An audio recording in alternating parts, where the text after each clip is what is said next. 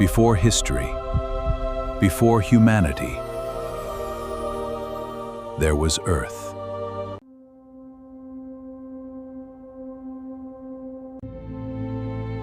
Almost 500 million years ago, Earth looked nothing like the world we know today.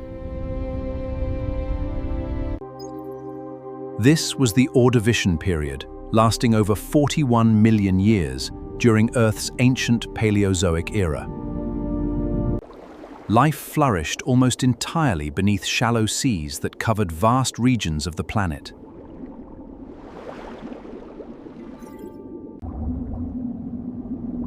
The oceans experienced one of the greatest explosion biodiversity in Earth's history. Trilobites, brachiopods, crinoids, and giant nautiloids became the architects of Ordovician ecosystems. Some predators reached 6 meters in length, making them among the largest hunters of their time. On land, the world remained almost lifeless. Forests, flowers, and dinosaurs were still hundreds of millions of years away. This ancient world was only the beginning. Over the next millions of years, life would diversify on a scale Earth had never witnessed before. The Ordovician seas were no longer quiet. Life was expanding faster than ever before.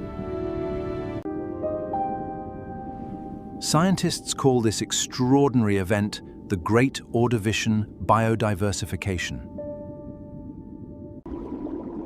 Instead of simply adding more species, nature created entirely new ecosystems.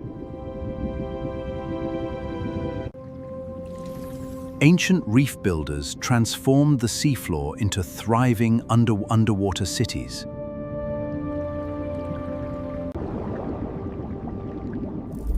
Many of these groups would dominate Earth's oceans for millions of years. Food webs became increasingly complex, linking countless species together.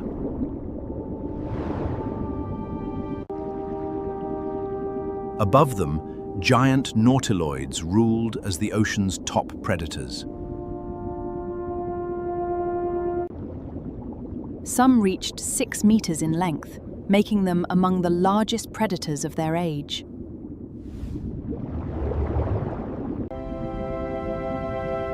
By the middle of the Ordovician, Earth's oceans had become richer and more diverse than ever before. But while life continued to flourish, the continents themselves were quietly changing the planet's future.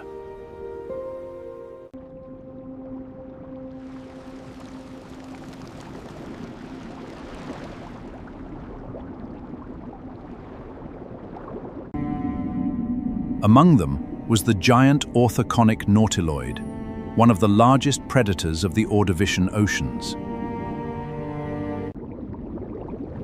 Its long shell concealed a highly efficient predator, equipped with grasping tentacles and excellent vision.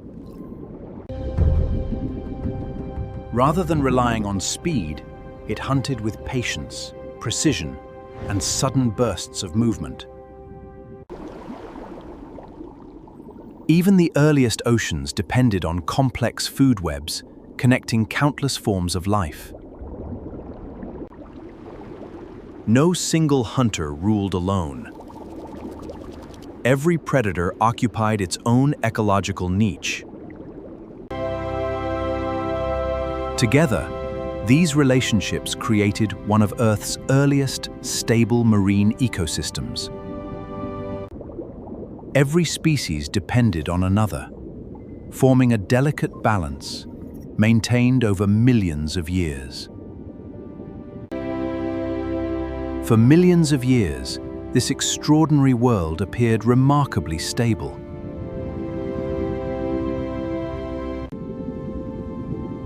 But while life prospered in the oceans, the continents themselves were quietly reshaping the planet's future. For millions of years, the Ordovician seas remained a world of remarkable stability. beneath countless species live together in one of the richest marine ecosystems Earth had ever known. Although invisible to every living creature, driven by plate tectonics, they drifted across Earth's at only a few centimeters each year. Among these drifting landmasses, one would change Earth's future more than any other: Gondwana. A shift of only a few centimeters each year may seem insignificant. Yet over millions of years, it transformed the geography of an entire planet. As the continents shifted, ocean currents slowly changed. Heat was redistributed across the planet in new and unfamiliar ways. Over millions of years, weathering removed carbon dioxide from the atmosphere, gradually reducing Earth's greenhouse effect.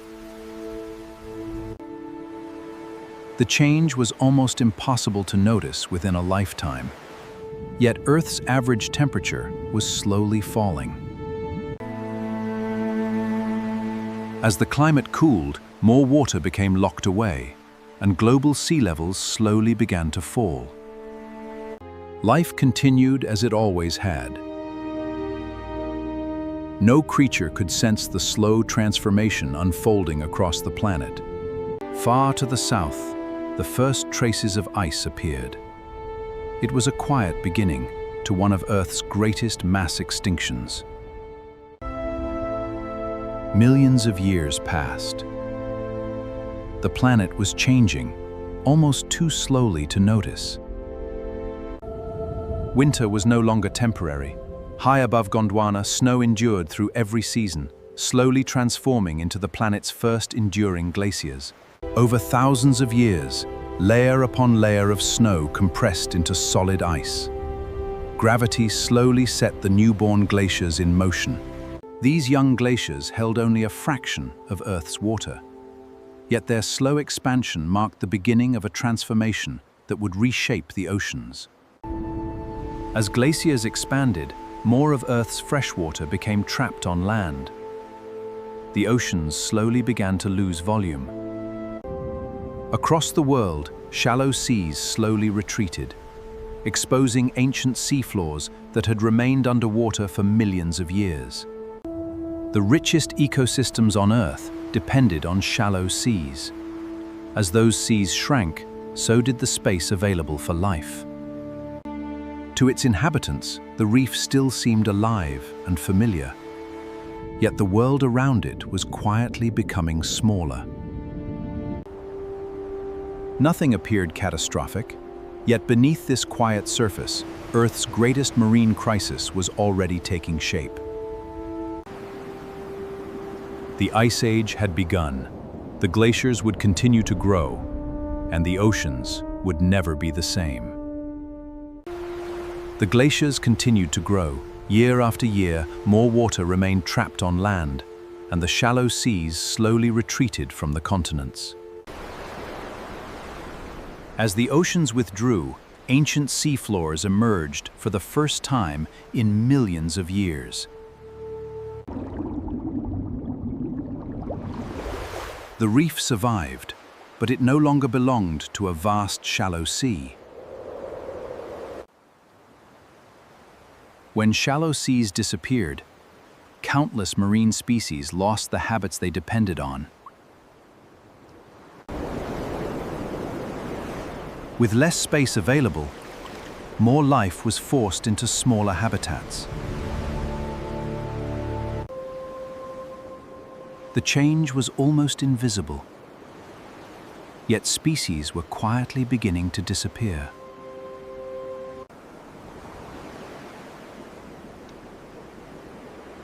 Some ecosystems endured, others vanished completely. The seafloor grew quieter with every passing age.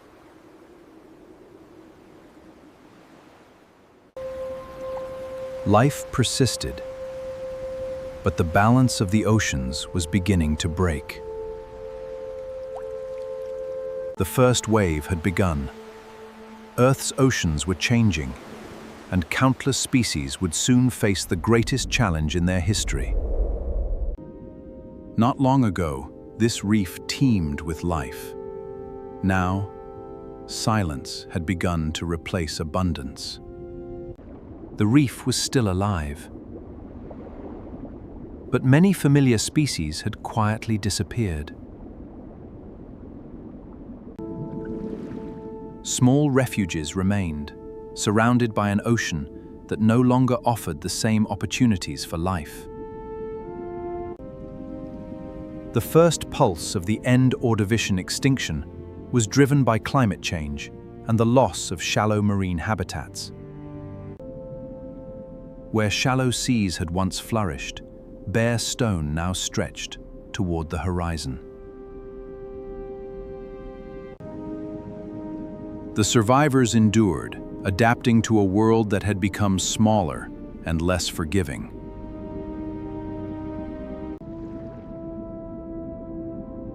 The ocean had not become lifeless. It had become quieter. Across thousands of years, diversity faded, one lineage at a time.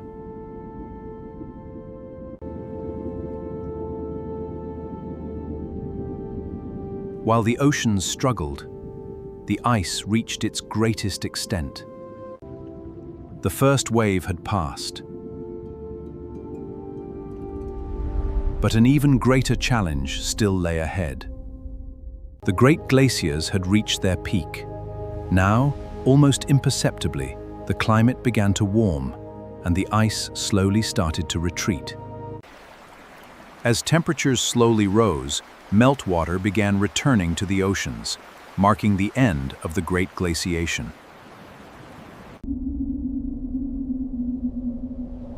The sea slowly reclaimed the continental shelves, restoring habitats that had long remained dry.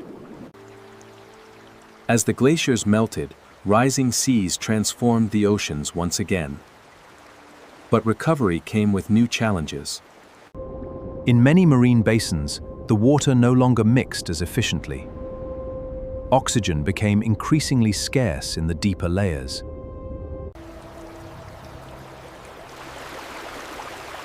For many organisms living on the seafloor, the changing chemistry of the oceans became a new threat.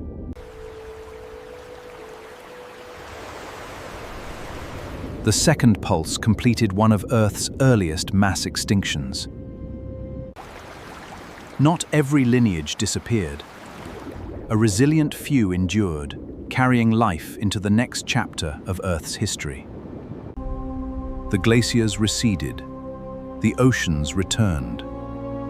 But the world that emerged was no longer the same. From the greatest losses came new opportunities. As the Silurian dawned, life began one of the most remarkable recoveries in Earth's history.